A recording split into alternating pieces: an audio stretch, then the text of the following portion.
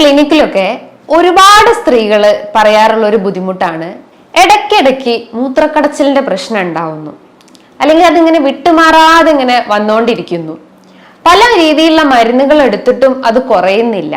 പല രീതിയിലുള്ള പ്രിക്കോഷൻസും മാനേജ്മെന്റ്സും എല്ലാ സൈഡ്സും നോക്കിയിട്ട് അതൊന്നും കുറയുന്നില്ല എന്ന് പറയാറുണ്ട്. ചില ആളുകൾ ഭയങ്കരമായിട്ട് വെറീഡ് ആവും. അത് വന്നു കഴിഞ്ഞാൽ പല കോംപ്ലിക്കേഷൻസ് ഉണ്ടാവും, അല്ലെങ്കിൽ പല രീതിയിലുള്ള വലിയ ബുദ്ധിമുട്ടുകൾ അവരെ ബാധിക്കുമെന്ന് വരെ അവർ ചിന്തിച്ച് ഭയങ്കരമായിട്ട് ടെൻഷൻ അടിക്കുന്ന സ്ത്രീകളെ ഞാൻ കണ്ടിട്ടുണ്ട്. അപ്പം എന്തുകൊണ്ടാണ് ഈ ഒരു യൂറിനറി ട്രാക്ട് ഇൻഫെക്ഷൻസ് വരുന്നത്, അല്ലെ ഇടയ്ക്കിടയ്ക്ക് എന്തുകൊണ്ടാണ് ഈ മൂത്രക്കടച്ചിൽ ഉണ്ടാവുന്നത്? ഇതിന്റെ കാരണങ്ങൾ എന്തൊക്കെയാണ്, അല്ലെങ്കിൽ നമുക്ക് ഇതെങ്ങനെ പൂർണ്ണമായിട്ടും മാറ്റിയെടുക്കാം? ഹോമിയോപ്പതി ആസ്പെക്ട് നോക്കുകയാണെങ്കിൽ അത് എങ്ങനെയാണ് അതിന്റെ മാനേജ്മെന്റ് സൈഡ്, എങ്ങനെ നമുക്കിത് പൂർണ്ണമായിട്ട് മാറ്റിയെടുക്കാമെന്ന് ഇന്നത്തെ വീഡിയോയിലൂടെ നമുക്കൊന്ന് ഡിസ്കസ് ചെയ്യാം. ഹായ്, ഞാൻ doctor Juhi Das, QNB health കെയറിലെ ഹോമിയോപ്പതിക് ഫിസിഷ്യൻ ആണ്.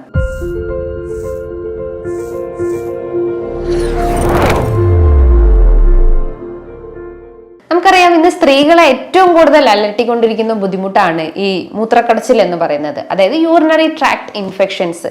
അതായത് ഒരു 40-45 വയസ്സ് കഴിഞ്ഞ സ്ത്രീകൾ, ഈവൺ അത് കുട്ടികളിൽ വരെ ഇന്ന് വളരെ സാധാരണയായിട്ട് കണ്ടുവന്നിട്ടുണ്ട്. അതിൻ്റെ ഒരു റീസൺ എന്ന് പറയുമ്പോൾ അവരെ ശരീരത്തിൽ കൃത്യമായിട്ടുള്ളൊരു ജലാംശമില്ലാത്തൊരവസ്ഥ, അല്ലെങ്കിൽ പ്രതിരോധ ശേഷി കുറവാണെങ്കിലും കുട്ടികളിൽ അത് എഫക്ട് ചെയ്യും. പക്ഷെ എന്തുകൊണ്ട് ഇത് സ്ത്രീകളിൽ മാത്രം ഇത് വർദ്ധിച്ചു വരുന്നു, അല്ലെങ്കിൽ ഇത് 40 വയസ്സ് കഴിഞ്ഞ അല്ലെങ്കിൽ ഒരു 35 വയസ്സ് കഴിഞ്ഞ സ്ത്രീകളിലൊക്കെയാണ് ഇത് ഏറ്റവും കൂടുതൽ കണ്ടുവരുന്നത് ഞാൻ പറഞ്ഞു. ഇത് എന്തുകൊണ്ടാണ് സ്ത്രീകളിലെ മാത്രം ബാധിക്കുന്നത്, പുരുഷന്മാരെ ഇത് ബാധിക്കാറില്ലേ? ഈ ഡൗട്ട് എല്ലാവർക്കും തന്നെ ഉണ്ടാവാറില്ലേ? ഇപ്പൊ യൂറിനറി ട്രാക്ട് ഇൻഫെക്ഷൻസ് എന്ന് പറയുമ്പം സ്ത്രീകളിലെ, അല്ലെങ്കിൽ നോർമലി നമ്മൾ ആ ഒരു യൂറിനറി ട്രാക്റ്റിൽ ഉണ്ടാവുന്ന ഒരു ബാക്ടീരിയൽ കോളനൈസേഷൻ, അല്ലെങ്കിൽ ആ ഒരു ബാക്ടീരിയന്റെ ഓവർ ഗ്രോത്ത് കാരണം വരുന്ന ഒരു ബുദ്ധിമുട്ടാണ്. എസ്പെഷ്യലി ക്ലബ്സിയല്ല, അതേപോലെ തന്നെ ഈക്കോളൈ പോലത്തെ ബാക്ടീരിയാസ് ആണ് ഇത്തരം ഇൻഫെക്ഷൻസ് ഇങ്ങനെ ഇടയ്ക്കിടയ്ക്ക് നമുക്ക് ക്രിയേറ്റ് ചെയ്തുകൊണ്ടിരിക്കുന്നത്. അപ്പൊ ഇതിന്റെ ലക്ഷണങ്ങൾ എന്ന് പറയുമ്പം അതിശക്തമായിട്ടുള്ള വേദന അനുഭവപ്പെടാം. ചില സ്ത്രീകൾ പറയും മൂത്രം ഒഴിക്കുമ്പോൾ തന്നെ ഭയങ്കര ഒരു പുകച്ചിലാണ് ഫീൽ ചെയ്യുന്നത്, അല്ലെങ്കിൽ മൂത്രം പോകുമ്പോൾ ഭയങ്കര ഒരു വേദന അനുഭവപ്പെടാറുണ്ട്. അതേപോലെ തന്നെ ചില ആളുകൾ പറയും നടുവേദന അനുഭവപ്പെടും, അതായത് ഭയങ്കര ഒരു ഭാരത്താല് നടുവിന് എന്തോ ഒരു വെയിറ്റ് എടുത്ത് വെച്ചൊരു ഫീലിംഗ് ഉണ്ടാവാറുണ്ട്. ചില ആളുകൾ പറയാറുണ്ട് നമ്മുടെ ഫ്രണ്ട് റീജിയണിൽ, അതായത് അല്ലെങ്കിൽ വയറിന്റെ അടിഭാഗത്തായിട്ട് എന്തോ ഒരു വേദന ഫീൽ ചെയ്യാറുണ്ട്. വേദന വെച്ചാൽ ഒരു ഭാരം ഫീൽ ചെയ്യാറുണ്ട്. ചില ആളുകൾ വിചാരിക്കും എനിക്ക് ക്യാൻസർ ആണോ എന്ന് വരെ ചിന്തിക്കുന്ന രീതിയിലുള്ള വേദന അനുഭവപ്പെടാറുണ്ട്. ചില ആളുകൾക്ക് ഒരു പുകച്ചിൽ ഫീൽ ചെയ്യാറുണ്ട്.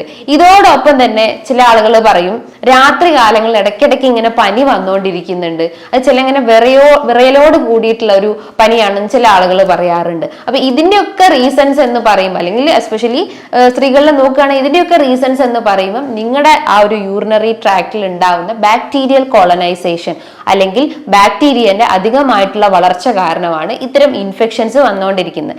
നോർമലി ആ ഒരു മൂത്രനാളിയിൽ ഒരു നോർമൽ ബാക്ടീരിയാസ് ഉണ്ട്, എന്നുവെച്ചാൽ അതിന്റെ ഒരു ഗുഡ് ഫംഗ്ഷൻ ആണത്. അതായത് അവിടുത്തെ ഇൻഫെക്ഷൻസ് അല്ലെങ്കിൽ ഇത്തരം ഇമ്മ്യൂണിറ്റീസിനെ പ്രതിരോധിച്ച് നിർത്താൻ വേണ്ടിയിട്ട്, അല്ലെങ്കിൽ റെക്കറന്റ് ആയിട്ടുള്ള ഇൻഫെക്ഷൻസിനെ പ്രതിരോധിച്ച് നിർത്താൻ വേണ്ടിയിട്ട് അവിടെ ഒരു ഗുഡ് ബാക്ടീരിയാസ് ഉണ്ട്.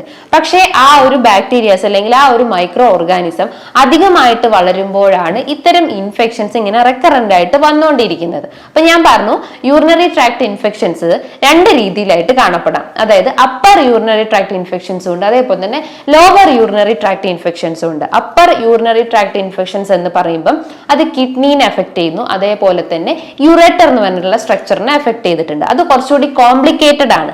നമുക്കറിയാം നമ്മുടെ ആ ഒരു റീനൽ സിസ്റ്റം, അല്ലെങ്കിൽ കിഡ്നീന്റെ ആ ഒരു സിസ്റ്റം എന്ന് പറയുന്നത് കിഡ്നി വരും, അതേപോലെ തന്നെ യൂറേറ്റർ വരും, യൂറേത്ര, യൂറിനറി ബ്ലാഡർ, ഇത്രയും അവയവങ്ങൾ ചേർന്നിട്ടുള്ളതാണ് ഒരു റീനൽ സിസ്റ്റം എന്ന് പറയുന്നത്. അപ്പൊ അതിൻ്റെ അകത്ത് കിഡ്നീനെയും അതേപോലെ തന്നെ യുറേറ്ററിനെയും ഈ ഒരു ഇൻഫെക്ഷൻസ് എഫക്ട് ചെയ്തിട്ടുണ്ടെങ്കിൽ, അത്തരം ബാക്ടീരിയസ് അവിടെ കോളനൈസേഷൻ സംഭവിച്ചിട്ടുണ്ടെങ്കിൽ അതൊരു അപ്പർ യൂറിനറി ട്രാക്ട് ഇൻഫെക്ഷൻസ് ആണ്. അത് കുറച്ചുകൂടി കോംപ്ലിക്കേഷൻസ് ക്രിയേറ്റ് ചെയ്യും ബോഡിയിൽ. അതായത് ഇൻഫെക്ഷൻസ് തൊട്ട് മേലോട്ടേക്കായിരിക്കും അതിന്റെ ഇൻഫെക്ഷൻസ് സ്പ്രെഡ് ആവുക. പക്ഷെ നേരെ ഓപ്പോസിറ്റ് ആണ് ലോവർ യൂറിനറി ട്രാക്ട് ഇൻഫെക്ഷൻ. അതായത് കിഡ്നി, അതേപോലെ തന്നെ യുറേറ്റർ, യൂറിനറി ബ്ലാഡർ, യുറേറ്റർ, ഇത്രയും റീജിയൻസിനെ എഫക്ട് ചെയ്തിട്ടുണ്ടെങ്കിൽ അത് ലോവർ യൂറിനറി ട്രാക്ട് ഇൻഫെക്ഷൻസ് ആണ്. അത് കൂടുതൽ കോംപ്ലിക്കേഷൻസ് ഒന്നും നമ്മളെ ബോഡിയിൽ ക്രിയേറ്റ് ചെയ്യില്ല. പകരം നമുക്ക് യൂറിനറി സിംറ്റംസ് ആയിരിക്കും പ്രിഡോമിനന്റ് ആയിട്ട് നിൽക്കുക. അതായത് ബേണിംഗ് സെൻസേഷൻ ഉണ്ടാവുന്നു, അതായത് പുകച്ചിൽ ഉണ്ടാവുന്നു, വേദന അനുഭവപ്പെടാം, വിറയലോട് കൂടിയിട്ടുള്ള പനി അനുഭവപ്പെടാം, ചില ആളുകൾക്ക് ഓക്കാനും ഛർദീന്റെ പ്രശ്നങ്ങൾ ഉണ്ടാവുന്നു, വയറിന് ഭയങ്കര വേദന അനുഭവപ്പെടുന്നു, കാലുകൾക്കൊക്കെ നീര് വെക്കുന്ന പ്രശ്നങ്ങൾ ഉണ്ടാവുന്നു. അത്തരം സിംറ്റംസ് ഉണ്ടെങ്കിൽ നിങ്ങൾ തീർച്ചയായിട്ടും ഒരു യൂറിൻ ടെസ്റ്റ് ചെയ്തിട്ട് അതിൻ്റെ അകത്ത് പസ് സെൽസ്, അതേപോലെ തന്നെ ബാക്ടീരിയ പ്രസന്റ് ആണോ, അതേപോലെ തന്നെ എപ്പിത്തീലിയൽ സെൽസ്, RBC ഇത്തരം കണ്ടന്റ്സ് ഉണ്ടോ, അല്ലെങ്കിൽ അതിന്റെ ആ ഒരു അഗ്രവേഷൻ കൂടുതലാണോ എന്നൊക്കെ നമുക്ക് ആ ഒരു ടെസ്റ്റിലൂടെ അറിയാൻ പറ്റുന്നതാണ്. ഇൻഫെക്ഷൻസ് ഇങ്ങനെ ഇടയ്ക്കിടയ്ക്ക് വന്നുകൊണ്ടിരിക്കുമ്പം പല ആളുകളും ആ ഒരു വേദന സഹിക്കാൻ പറ്റാത്തതുകൊണ്ട് പല രീതിയിലുള്ള പെയിൻ കില്ലേഴ്സ് എടുത്ത് കഴിക്കുന്നു, അല്ലെങ്കിൽ ഡോളോ, പാരസെറ്റമോൾ പോലത്തെ ഇത്തരം പെയിൻ കില്ലേഴ്സ് കഴിച്ചിട്ട് ആ ഒരു വേദനയെ കംപ്ലീറ്റ് ആയിട്ട് ആ ഒരു ടെമ്പററി രീതിയിലായിട്ട് ശമിപ്പിക്കുന്നു. ഇങ്ങനെ ചെയ്യുമ്പം നമ്മുടെ കിഡ്നി ഡാമേജ് ആവുന്നു, അതേപോലെ തന്നെ ലിവർ ഡാമേജ് ആവുമെന്ന് നമ്മൾ ചിന്തിക്കാറില്ല. അപ്പൊ നമ്മൾ ഇത്തരം ഇൻഫെക്ഷൻസ് ഇങ്ങനെ ഇടയ്ക്കിടയ്ക്ക് വന്നുകൊണ്ടിരിക്കുകയാണെങ്കിൽ നിങ്ങൾ തീർച്ചയായിട്ടും ഒരു ഡോക്ടറെ കൺസൾട്ട് ചെയ്തിട്ട് അതിന് കൃത്യമായിട്ടുള്ള മരുന്നുകൾ തുടങ്ങേണ്ടതാണ്. കാരണം പല രീതിയിലുള്ള പ്രശ്നങ്ങളാണ് നമുക്ക് ഇത്തരം ഇൻഫെക്ഷൻസ് നമ്മളായിട്ട് തന്നെ കൺട്രോൾ ചെയ്ത് നിർത്തി കഴിഞ്ഞാൽ പ്രശ്നങ്ങൾ ഉണ്ടാവുന്നത്. അപ്പൊ എന്തൊക്കെ കാരണങ്ങൾ കൊണ്ടാണ് ഇത്തരം ഇൻഫെക്ഷൻസ് അല്ലെങ്കിൽ ഇത്തരം ബാക്ടീരിയൽ ഗ്രോത്ത് നമ്മുടെ ബോഡിയിൽ ഇങ്ങനെ റെക്കറന്റ് ആയിട്ട് അല്ലെങ്കിൽ ഇടയ്ക്കിടയ്ക്ക് വന്നുകൊണ്ടിരിക്കുന്നത് നമുക്ക് ഇവിടെ ഒന്ന് ഡിസ്കസ് ചെയ്യാം. ആദ്യത്തെ തന്നെ സ്ത്രീകളിലാണ് ഇത് ഏറ്റവും കൂടുതൽ അഫക്ട് ചെയ്യുന്നതെന്ന് പറഞ്ഞു. അതിന്റെ ഒരു റീസൺ എന്ന് പറയുമ്പോൾ ഷോർട്ട് യുറേത്ര എന്ന് പറയുമ്പോൾ അതൊരു ട്യൂബുലാർ സ്ട്രക്ചർ ആണ്. അതായത് ഫീമെയിലിന്റെ അകത്ത് അല്ലെങ്കിൽ നമ്മുടെ ബോഡീന്റെ അകത്ത് കാണപ്പെടുന്ന ഒരു ട്യൂബുലാർ സ്ട്രക്ചർ ആണ് യുറേത്ര എന്ന് പറയുന്നത്. പുരുഷന്മാരെ അപേക്ഷിച്ച് നോക്കുമ്പോൾ സ്ത്രീകൾക്ക് ആ ഒരു യുറേത്രന്റെ സ്ട്രക്ചർ വളരെ നേർത്തതാണ് അല്ലെങ്കിൽ വളരെ ഷോർട്ടാണ്. ആ കാരണം കൊണ്ടാണ് നമുക്ക് സ്ത്രീകൾക്ക് ഏറ്റവും കൂടുതൽ ഇത്തരം ഇൻഫെക്ഷൻസ് ഇടയ്ക്കിടയ്ക്ക് വന്നുകൊണ്ടിരിക്കുന്നത്. മറ്റൊരു പ്രധാനപ്പെട്ട ഒരു കാരണം എന്ന് പറഞ്ഞു കഴിഞ്ഞാൽ നിങ്ങളെ വാഷിംഗ് പ്രൊസീജിയർ, അതായത് നിങ്ങൾ യൂറിനേറ്റ് ചെയ്ത് കഴിഞ്ഞാൽ അല്ലെങ്കിൽ മൂത്രം ഒഴിച്ചു കഴിഞ്ഞാൽ നിങ്ങൾ വാഷ് ചെയ്യുന്ന ആ ഒരു പ്രൊസീജിയർ ഇംപ്രോപ്പർ ആയി കഴിഞ്ഞാലും ഇത്തരം ഇൻഫെക്ഷൻസ് വരാം. അതായത് നമ്മൾ വാഷ് ചെയ്യുമ്പോൾ എപ്പോഴും ഒരു ഫ്രണ്ട് ടു ബാക്ക് ആയിട്ട് വാഷ് ചെയ്യാൻ ശ്രമിക്കുക. അതായത് ആ ഒരു യുറേത്രയിൽ നിന്ന് ആനസ് റീജിയൻ അല്ലെങ്കിൽ മലദ്വാരത്തിന്റെ റീജിയനിലേക്ക് വാഷ് ചെയ്യാൻ ശ്രമിക്കുക. നേരെ തിരിച്ച് നമ്മൾ വാഷ് ചെയ്യുകയാണെങ്കിൽ അത്തരം ഇൻഫെക്ഷൻസ് വരും. കാരണം നമുക്ക് എന്തെങ്കിലും വേം ഇൻഫെക്ഷൻസോ അല്ലെങ്കിൽ വിരശല്യയുടെ പ്രശ്നങ്ങളോ അല്ലെങ്കിൽ ഹെമറോയിഡ്സ്, പൈൽസിന്റെ എന്തെങ്കിലും ഇൻഫെക്ഷൻസ് നമുക്ക് ആനസിനെ അഫക്ട് ചെയ്തിട്ടുണ്ടെങ്കിൽ അത്തരം ഗ്രോത്ത് അല്ലെങ്കിൽ അത്തരം ബാക്ടീരിയാസ് നമ്മൾ വാഷ് ഔട്ട് ചെയ്യുമ്പോൾ അല്ലെങ്കിൽ നമ്മൾ വാഷ് ചെയ്യുന്ന സമയത്ത് മലദ്വാരത്തിൽ നിന്നും നമ്മുടെ യുറേത്രയിലേക്ക് സ്പ്രെഡ് ആവാനുള്ള ഒരു ചാൻസസ് ഉണ്ട്. അപ്പൊ അത്തരം കാരണം കൊണ്ടാണ് അത് സ്ത്രീകളിൽ ഏറ്റവും കൂടുതൽ വർദ്ധിച്ചു വരുന്നത്. ഇനി ഇതേപോലെ തന്നെ മറ്റൊരു പ്രധാനപ്പെട്ട ഒരു കാരണം എന്ന് പറഞ്ഞു കഴിഞ്ഞാൽ നിങ്ങളുടെ ഇമ്മ്യൂണിറ്റി അല്ലെങ്കിൽ പ്രതിരോധ ശേഷി വളരെ കുറവാണെങ്കിലും ഇത്തരം ഇൻഫെക്ഷൻസ് വന്നുകൊണ്ടിരിക്കും. അപ്പൊ നമ്മുടെ ശരീരത്തിൽ എന്തെങ്കിലും പോഷകാഹാര കുറവുകളോ, കാൽഷ്യം, മെഗ്നീഷ്യം, അതേപോലെ തന്നെ vitamin B12, vitamin C, vitamin D അടങ്ങിയിട്ടുള്ള ഭക്ഷണങ്ങളൊന്നും നമ്മൾ ഡയറ്റിൽ ഉൾപ്പെടുത്തിയിട്ടില്ലെങ്കിൽ ഈ ഒരു ഇൻഫെക്ഷൻസ് ഇങ്ങനെ ഇടയ്ക്കിടയ്ക്ക് വന്നുകൊണ്ടേയിരിക്കും. അപ്പൊ നമ്മൾ ഇമ്മ്യൂണിറ്റി ബൂസ്റ്റപ്പ് ചെയ്യുന്ന ഭക്ഷണങ്ങൾ കഴിവതും എടുക്കാൻ ശ്രമിക്കുക. അതേപോലെ തന്നെ നിങ്ങൾക്ക് ദഹന സംബന്ധമായിട്ട് എന്തെങ്കിലും ബുദ്ധിമുട്ടുകൾ ഉണ്ടെങ്കിൽ, അതായത് മലബന്ധം പ്രശ്നങ്ങൾ, ഇടയ്ക്കിടയ്ക്ക് ടോയ്ലറ്റിൽ പോകുന്ന പ്രശ്നങ്ങൾ ഉണ്ടാവുക, IBS, അതേപോലെ തന്നെ ക്രോൺസ് ഡിസീസ്, അൾസറേറ്റീവ് കോളൈറ്റിസ് പോലത്തെ എന്തെങ്കിലും ഇൻഫ്ലമേറ്ററി അല്ലെങ്കിൽ നീർക്കെട്ടിന്റെ പ്രശ്നങ്ങൾ ഉണ്ടെങ്കിലും ഇത്തരം ഇൻഫെക്ഷൻസ് വന്നുകൊണ്ടിരിക്കും. കാരണം അതും ഒരു ബാക്ടീരിയൽ ഇൻഫെക്ഷൻസ് ആണ്. അല്ലെങ്കിൽ ഗ്യാസ്ട്രൈറ്റിസ് പോലത്തെ ഇൻഫെക്ഷൻസ് ഒക്കെ ഉണ്ടെങ്കിൽ, അല്ലെങ്കിൽ ഹെലിക്കോബാക്ടർ പൈലോറി പോലത്തെ ഇൻഫെക്ഷൻസ് അല്ലെങ്കിൽ ആ ഒരു ബാക്ടീരിയൽ ഇൻഫെക്ഷൻസ് ഒക്കെ നമ്മളെ ആ ഒരു കുടലിനെ എഫക്ട് ചെയ്തിട്ടുണ്ടെങ്കിലും അതുമൂലവും നമുക്ക് ഇത്തരം യൂറിനറി പ്രശ്നങ്ങൾ ഇങ്ങനെ ഇടയ്ക്കിടയ്ക്ക് വന്നുകൊണ്ടിരിക്കും. അപ്പൊ നമ്മൾ എപ്പോഴും നമ്മളെ ആ ഒരു ദഹന വ്യവസ്ഥ ഇംപ്രൂവ് ചെയ്യാൻ ശ്രമിക്കുക. നല്ല പ്രോബയോട്ടിക്സ് നമ്മളെ ഗട്ടിലേക്ക് സപ്ലൈ ചെയ്യാൻ കൊടുക്കുക. അതായത് തൈര്, മോര്, പഴങ്കഞ്ഞി പോലത്തെ ഇത്തരം പ്രോബയോട്ടിക്സ് നമ്മൾ ഡെയിലി നമ്മളെ ഭക്ഷണത്തിൽ ഉൾപ്പെടുത്താൻ ശ്രമിക്കുക. അതേപോലെ തന്നെ ഇത് ഏറ്റവും കൂടുതൽ സ്ത്രീകളെയാണ് ബാധിക്കുന്നത് എന്ന് പറഞ്ഞു. അതായത് ഒരു മെനോപോസ് അല്ലെങ്കിൽ ആർത്തവ വിരാമത്തിന് ശേഷം സ്ത്രീകളെ ഇത് ഏറ്റവും കൂടുതൽ ബാധിക്കുന്നുണ്ട്. അതിന്റെ ഒരു കാരണം എന്ന് പറഞ്ഞു കഴിഞ്ഞാൽ അവരെ വെജൈനൽ ഡ്രൈനസ് ഉണ്ടാവുന്നു. അതേപോലെ തന്നെ അവരുടെ ശരീരത്തിൽ ഈസ്ട്രജൻ എന്ന് പറഞ്ഞിട്ടുള്ള ഹോർമോണിന്റെ ഇംബാലൻസ് അല്ലെങ്കിൽ ഈസ്ട്രജൻ ഹോർമോൺസ് അവിടെ കുറഞ്ഞു പോയിട്ടുണ്ടെങ്കിലും ഈ മെനോപോസ് സ്റ്റേജിൽ അല്ലെങ്കിൽ ആർത്തവ വിരാമത്തിന് ശേഷവും ഇത്തരം ഇൻഫെക്ഷൻസ് ഇങ്ങനെ റെക്കറന്റ് ആയിട്ട് വന്നുകൊണ്ടിരിക്കുന്നു. അതേപോലെ തന്നെ സ്ത്രീകളിലാവട്ടെ പുരുഷന്മാരിലാവട്ടെ പ്രമേഹം നിങ്ങളെ ബാധിക്കും. ബാധിച്ചിട്ടുണ്ടെങ്കിലും ഇത്തരം ഇൻഫെക്ഷൻസ് വരും.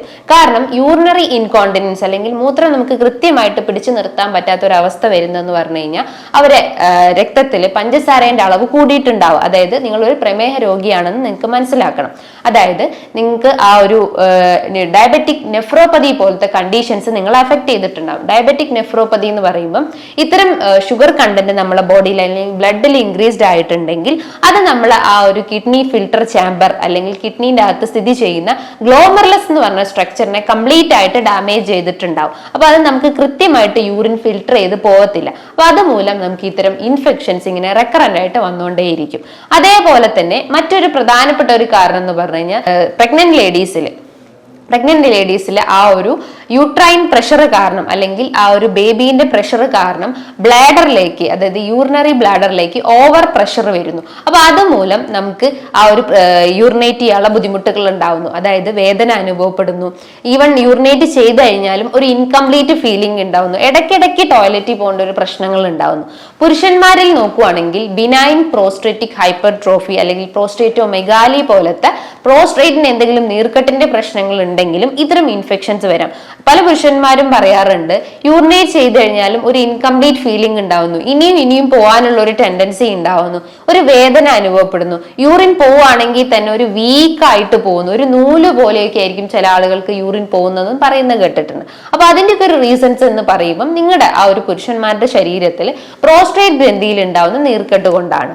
അതേപോലെ തന്നെ മറ്റൊരു പ്രധാനപ്പെട്ട ഒരു കാരണം എന്ന് പറഞ്ഞു കഴിഞ്ഞാൽ നിങ്ങളൊരു അൺപ്രൊട്ടക്റ്റഡ് സെക്ഷൽ കോണ്ടാക്ട് ചെയ്ത് കഴിഞ്ഞാലും ഇത്തരം ഇൻഫെക്ഷൻസ് വരും. ഇവിടെ ഒരു സെക്ഷൽ കോണ്ടാക്ടിന് ശേഷം നമ്മൾ വജൈന അതേപോലെ തന്നെ ആ ഒരു ജെനൈറ്റൽ ഏരിയ നന്നായിട്ട് വാഷ് ഔട്ട് ചെയ്തിട്ടില്ലെങ്കിലും ഇത്തരം ഇൻഫെക്ഷൻസ് റിപ്പീറ്റഡ് ആയിട്ട് വന്നുകൊണ്ടേയിരിക്കും. അതേപോലെ തന്നെ നിങ്ങളുടെ ശരീരത്തിൽ കൃത്യമായിട്ട് ജലാംശം മെയിൻറ്റെയിൻ ചെയ്തിട്ടില്ലെങ്കിൽ അല്ലെങ്കിൽ ബോഡി ഒരു ഡീഹൈഡ്രേഷൻ സ്റ്റേജിലോട്ട് പോയിട്ടുണ്ടെങ്കിലും ഇങ്ങനെ ഇൻഫെക്ഷൻസ് ഇങ്ങനെ നിങ്ങൾക്ക് അലട്ടിക്കൊണ്ടേയിരിക്കും. അതേപോലെ തന്നെ മറ്റൊരു പ്രധാനപ്പെട്ട ഒരു കാരണം, അതായത് സ്ത്രീകളിലെ നോക്കുകയാണെങ്കിൽ ഫൈബ്രോയിഡിന്റെ പ്രശ്നങ്ങളൊക്കെ ഉള്ള ആളുകളാണെങ്കിൽ ആ ഒരു പ്രഷർ കാരണം ബ്ലാഡറിലേക്ക്, യൂറിനറി ബ്ലാഡറിലേക്ക് കൂടുതലായിട്ടും സമ്മർദ്ദം ചെലുത്തുന്നു. അപ്പൊ അതുമൂലം ആ ഒരു യൂറിന്റെ ഔട്ട്പുട്ട് അവിടെ റെഡ്യൂസ്ഡ് ആവുന്നു. നോർമൽ യൂറിനറി ഔട്ട്പുട്ട് എന്ന് പറയുമ്പോൾ ഒരു 1.5 ലിറ്റർ ആണ്. അതായത് നമ്മൾ ആ ഒരു തേഴ്സ്റ്റ് അല്ലെങ്കിൽ യൂറിനറി ഔട്ട്പുട്ടിനെ ബേസ് ചെയ്തിട്ടാണ് നമ്മളെ വാട്ടർ ഇൻടേക്ക്, അല്ലെങ്കിൽ നമ്മളെ വാട്ടർ ഇൻടേക്കിനെ ബേസ് ചെയ്തിട്ടാണ് നമ്മൾ യൂറിനറി ഔട്ട്പുട്ട്, അതായത് ഡയറക്ട്ലി അത് പ്രൊപ്പോർഷണൽ ആണ്. അപ്പൊ നമ്മൾ എപ്പോഴും നമ്മുടെ ബോഡിയിൽ ജലാംശം മെയിൻറ്റെയിൻ ചെയ്യാൻ ശ്രമിക്കുക. ഇത്തരം ഇൻഫെക്ഷൻസ് റെക്കറന്റ് ആയിട്ട് വന്നുകൊണ്ടിരിക്കുന്നുണ്ടെങ്കിൽ നിങ്ങൾ എപ്പോഴും ഒരു യൂറിന്റെ ടെസ്റ്റ് ചെയ്യേണ്ടതാണ്, അതായത് യൂറിൻ അനാലിസിസ് ചെയ്യേണ്ടതാണ്. അതോടൊപ്പം തന്നെ വയറിന്റെ ഒരു സ്കാനിങ് എടുത്തു കഴിഞ്ഞാൽ നിങ്ങൾക്ക് കിഡ്നി സ്റ്റോണിന്റെ ഇഷ്യൂസ് ആണോ അല്ലെങ്കിൽ പ്രോസ്ട്രേറ്റിന്റെ ഇഷ്യൂസ് ആണോ അല്ലെങ്കിൽ ഇത്തരം ഫൈബ്രോയിഡ് അല്ലെങ്കിൽ യൂട്രൈൻ ഫൈബ്രോയിഡിന്റെ പ്രശ്നങ്ങളാണോ എന്ന് അറിയാൻ പറ്റുന്നതാണ്. അപ്പൊ ഈ പറഞ്ഞിട്ടുള്ള കാര്യങ്ങൾ നിങ്ങൾ കൃത്യമായിട്ട് മനസ്സിലാക്കിയെന്നും എനിക്ക് തോന്നുന്നു. അതേപോലെ തന്നെ നിങ്ങളൊരു മാനേജ്മെന്റ് സൈഡ് എന്ന് പറയുമ്പോൾ നല്ല രീതിയിൽ പ്രോബയോട്ടിക് ഭക്ഷണങ്ങൾ എടുക്കാൻ ശ്രമിക്കുക. പ്രോബയോട്ടിക്സ് എന്ന് പറയുമ്പോൾ എന്താ, നമ്മളെ ഗട്ട് ഫ്ലോറ മെയിൻറ്റെയിൻ ചെയ്യുന്ന ഭക്ഷണങ്ങൾ എടുക്കാൻ ശ്രമിക്കുക. അതായത് തൈരാവട്ടെ, മോര്, പഴങ്കഞ്ഞി, അതേപോലെ തന്നെ എള്ളിട്ടുള്ള അച്ചാറ്, ഇതിനകത്തൊക്കെ ഒരുപാട് നല്ല ബാക്ടീരിയാസ് ആണ്. അപ്പൊ നല്ല ബാക്ടീരിയാസ് നമ്മളെ കുടലിൽ എത്തിക്കഴിഞ്ഞാൽ നല്ല രീതിയിലുള്ള ബാക്ടീരിയൽ ഗ്രോത്ത് ഉണ്ടാവും. അപ്പൊ ആ ഒരു അൺനെസസറി ആയിട്ടുള്ള ആ ബാക്ടീരിയ നമുക്ക് കംപ്ലീറ്റ് ആയിട്ട് വാഷ് ഔട്ട് ചെയ്യാൻ പറ്റുന്നതാണ്. അതേപോലെ തന്നെ നിങ്ങളുടെ ഭക്ഷണത്തിൽ വൈറ്റമിൻ സി അടങ്ങിയിട്ടുള്ള കണ്ടൻസ് നല്ല രീതിയിൽ എടുക്കാൻ ശ്രമിക്കുക. ഓറഞ്ച് ആവട്ടെ, മൊസംബി, അതേപോലെ തന്നെ ബെറീസ്, സ്ട്രോബെറി, മൾബെറീസ് പോലത്തെ അത്തരം സിട്രസ് ഫ്രൂട്ട്സ് നല്ല രീതിയിൽ എടുക്കാൻ ശ്രമിക്കുക. അതേപോലെ തന്നെ കൃത്യമായ അളവിൽ വെള്ളത്തിന്റെ അളവ് മെയിൻറ്റെയിൻ ചെയ്യാൻ ശ്രമിക്കുക. ഒരു 3 ലിറ്റർ വെള്ളം നമ്മൾ ഡെയിലി കുടിക്കാൻ ശ്രമിക്കുക. തിളപ്പിച്ചാറിയ വെള്ളം മാത്രം കുടിക്കാൻ ശ്രമിക്കുക. അതേപോലെ ഇടയ്ക്കിടയ്ക്ക് ഇങ്ങനെ ബ്ലോട്ടിംഗ് അല്ലെങ്കിൽ വയറ് വീർക്കുന്ന അല്ലെങ്കിൽ ഗ്യാസ്ട്രൈറ്റിന്റെ പ്രശ്നം ഇതിനോടൊപ്പം വരികയാണെങ്കിൽ നിങ്ങൾക്ക് ഒരു ഇന്റർമീഡിയറ്റ് ഫാസ്റ്റിംഗ് ചെയ്യുന്നതാണ്. ഈ ഫാസ്റ്റിംഗ് ചെയ്യും നമ്മുടെ ബോഡിയിൽ എക്സസ് ആയിട്ടുള്ള ഫാറ്റിനെ നമുക്ക് കംപ്ലീറ്റ് ആയിട്ട് ബേൺ ഔട്ട് ചെയ്യാൻ പറ്റുന്നതാണ്. അതേപോലെ തന്നെ നിങ്ങൾ കട്ട് ചെയ്യേണ്ട ഭക്ഷണങ്ങൾ എന്ന് പറയുമ്പം അന്നജത്തിന്റെ അളവ് കുറയ്ക്കാൻ ശ്രമിക്കുക, അല്ലെങ്കിൽ ഒരു ഷുഗർ ഫ്രീ ഡയറ്റ് ഫോളോ ചെയ്യാൻ ശ്രമിക്കുക. നല്ല രീതിയിൽ പ്രോട്ടീന്റെ അളവ് വർദ്ധിക്കാൻ ശ്രമിക്കുക. അതേപോലെ തന്നെ ഫൈബർ ഇൻടേക്കും നമ്മളെ ഭക്ഷണത്തിൽ ഉൾപ്പെടുത്താൻ ശ്രമിക്കുക. ഈ പറഞ്ഞിട്ടുള്ള കാര്യങ്ങൾ നിങ്ങൾ കൃത്യമായിട്ട് ഫോളോ ചെയ്ത് കഴിഞ്ഞാൽ നിങ്ങൾക്ക് പൂർണ്ണമായിട്ടും ഇത്തരം ഇൻഫെക്ഷൻസ് വരുന്നത് കംപ്ലീറ്റ് ആയിട്ട് നമുക്ക് ക്യൂർ ചെയ്യാൻ പറ്റുന്നതാണ്. ഹോമിയോപ്പതി ആസ്പെക്ട്സ് നോക്കുകയാണെങ്കിൽ ഒരുപാട് മെഡിസിൻസ് ഇത്തരം കേസസിന് നമ്മൾ പ്രിസ്ക്രൈബ് ചെയ്യാറുണ്ട്. വൗർസി, എപ്പസ്, ക്യാമ്പാരിസ് പോലത്തെ അല്ലെങ്കിൽ ലൈക്കോപോഡിയം, സെർസപെരില പോലത്തെ ഒരുപാട് മെഡിസിൻസ് ഇത്തരം കേസസിന് നമ്മൾ പ്രിസ്ക്രൈബ് ചെയ്യാറുണ്ട്. അത് കംപ്ലീറ്റ് ആയിട്ടുള്ള ക്യൂറും അതിന് കിട്ടിയിട്ടുണ്ട്. ഇനി ഇതുമായി ബന്ധപ്പെട്ട് നിങ്ങൾക്ക് എന്തെങ്കിലും ഡൗട്ടുകൾ ഉണ്ടെങ്കിൽ താഴെ കാണുന്ന നമ്പറിൽ കോൺടാക്ട് ചെയ്യാവുന്നതാണ്. നല്ലൊരു ഹെൽത്ത് ടോപ്പിക്കുമായി വീണ്ടും കാണാം. Thank you.